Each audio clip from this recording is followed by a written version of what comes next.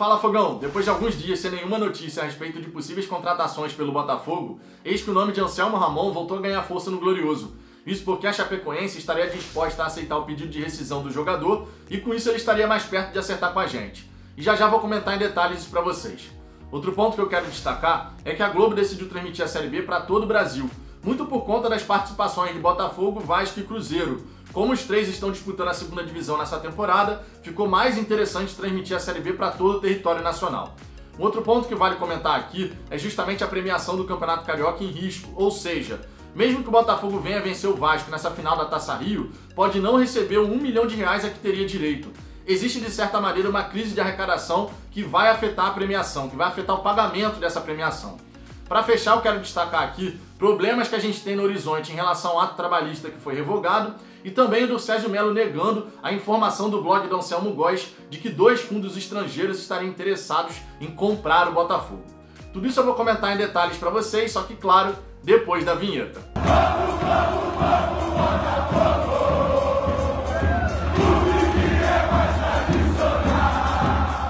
Vamos lá, Fogão, para começo de conversa, alguns pedidos. Se você gostar desse vídeo, eu peço por gentileza que você deixe o seu like, se inscreva no canal se não for inscrito. O botão de se inscrever está aqui abaixo do vídeo, basta clicar nele e depois no sininho para ativar todas as notificações. E eu te peço também para poder compartilhar o Fala Fogão com outros torcedores em grupos do WhatsApp, redes sociais, enfim. Me ajude no crescimento do canal e a levar a mensagem do Fala Fogão a cada vez mais torcedores. Dito isso, vamos em frente para o nosso primeiro destaque, justamente os problemas que o Botafogo deve ter no horizonte por conta do ato trabalhista ter sido revogado. A gente já sabe dessa informação há alguns dias, é uma notícia muito preocupante, logicamente, e agora a gente começa a ter uma noção do que pode acontecer. Por quê? Você lembra do Marcelo Cordeiro, lateral esquerdo que jogou no Botafogo lá em 2010? Ele tem um processo movido contra o Botafogo desde 2011, e esse processo estava dentro do ato trabalhista. Mas agora, com o ato tendo sido revogado, e o recurso do Botafogo ainda não foi julgado, logicamente, abre uma brecha, abre uma janela para que vários credores, assim como Marcelo Cordeiro, voltem à justiça para tentar receber o que lhe é de direito. O Marcelo Cordeiro cobra na justiça em valores atualizados mais de R$738 mil, e a justiça então ordenou que o Botafogo pague essa quantia dentro de 48 horas, sob risco de ter penhora nas suas contas. Como o Botafogo não tem essa grana disponível, a gente sabe que a penhora vai ser executada. Só que quanto a isso, vale destacar o seguinte: até o valor de R$39,5 milhões, o Botafogo tem a penhora do bem, que é aquela penhora para garantir o pagamento de salários no clube, de funcionários, jogadores, comissão técnica. Passou desse valor, aí sim todas as outras penhoras vão ser executadas. Então o Botafogo tem garantido o pagamento de salários, caso entre recursos na conta do Botafogo, logicamente, tem que fazer dinheiro para poder pagar os salários. E depois disso, depois de R$39,5 milhões, aí tudo vai ser penhorado. Tá? O Botafogo não vai ter acesso a nenhum real que entrar na sua conta.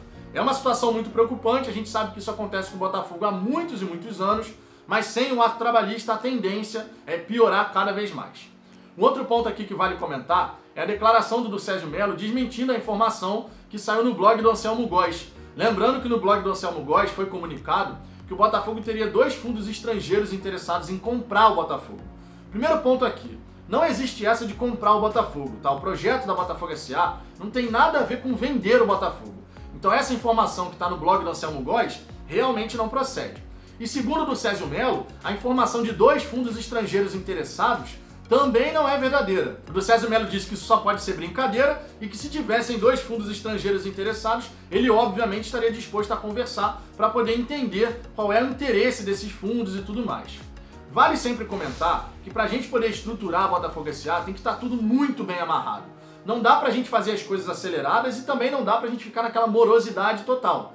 Tem que ter uma certa agilidade, mas com responsabilidade. Por quê? Quando o Botafogo virar, por exemplo, um clube empresa, o dia que isso acontecer, é muito importante que tudo seja feito muito corretamente. Afinal de contas, empresas que não pagam as suas dívidas decretam falência. E o Botafogo, enquanto associação sem fins lucrativos, não corre esse risco.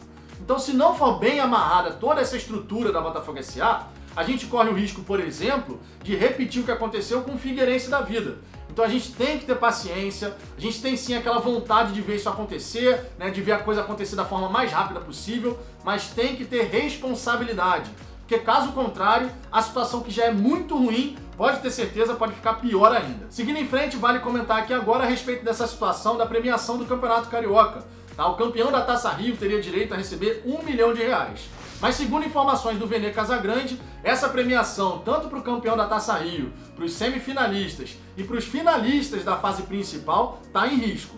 Isso porque parte desses recursos que iria para a premiação viria do pay-per-view. E pelo que parece, as vendas do pay-per-view não foi esse sucesso absoluto. Então pode ser sim que o Botafogo venha ganhar a Taça Rio, vencer o Vasco nessas duas partidas, né, decisivas, e não receber R$1 milhão que teoricamente teria direito. Vamos aguardar para ver o que é que acontece. Nem a cota de TV foi paga ainda, né? E o contrato com a Record está se mostrando uma verdadeira furada. Essa é a grande realidade.